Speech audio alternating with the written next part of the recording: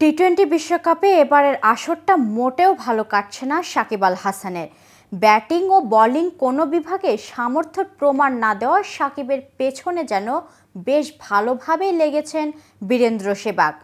দক্ষিণ আফ্রিকার বিপক্ষে বাজেভাবে আউট হয় সাকিবের অবসর নেওয়ার পরামর্শ দিয়েছিলেন ভারতের সাবেক ওপেনার। সেই ম্যাচের পর সাকিবের লজ্জা বোধ নিয়ে প্রশ্ন তুলেছেন তিনি।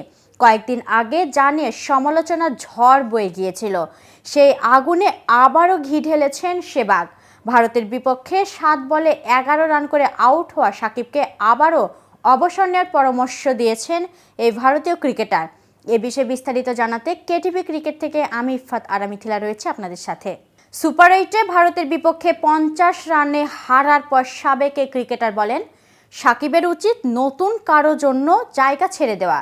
শনিবার সুপার 8-এর ম্যাচে ভারতের বিপক্ষে 197 রানের বড় লক্ষ্য তাড়ায় নেমে দল যখন বিপদে, তখন 7 বলে মাত্র 11 রান করে ফিরে যান সাকিব।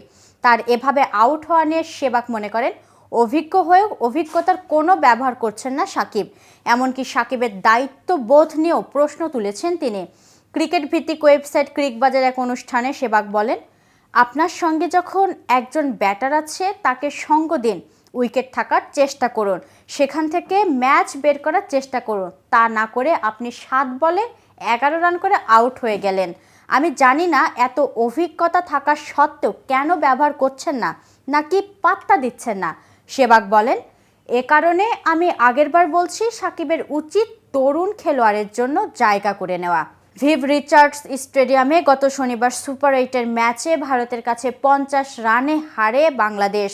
রোহিত শর্মাদের 196 রান তাড়ার 5-এ নেমে 7 বলে 11 রান করে সাকিব।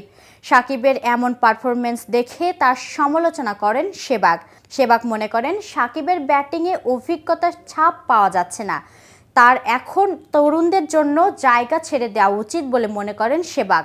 সেহবাগ বলেন, আমি বুঝি না সাকিব কি তার অভিজ্ঞতার ব্যবহার করছেন না, নাকি দল নিয়ে তার পরোয়া নেই। আবার এমন ভাবছেন কি যে লক্ষ্য বড়, আমার একটা ছক্কা হয়েছে তাই প্রতিটি শটে ছক্কা হবে, এমন তো হবে না।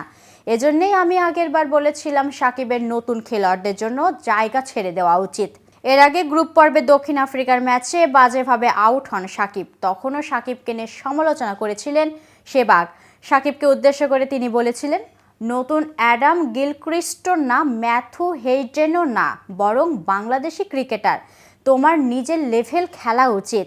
একজন অভিজ্ঞ খেলোয়াড়ের পাশাপাশি সাবেক অধিনায়কের এমন কাজে লজ্জা হওয়া উচিত বলেও মন্তব্য করেন সেহবাগ।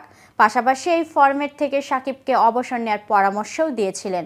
পরের ম্যাচে অবশ্য নেদারল্যান্ডসের বিপক্ষে ব্যাট হাতে রান পেয়েছিলেন সাকিব। 46 বলে 64 রান করে হন ম্যাচ সেরাও। এরপর সংবাদ সম্মেলনে তার কাছে জানতে চাওয়া হয়েছিল সেহবাগের মন্তব্য নিয়ে। জবাবে সাকিব বলেন, একজন খেলোয়াড় কখনো কোনো প্রশ্নের উত্তর দিতে আসে না।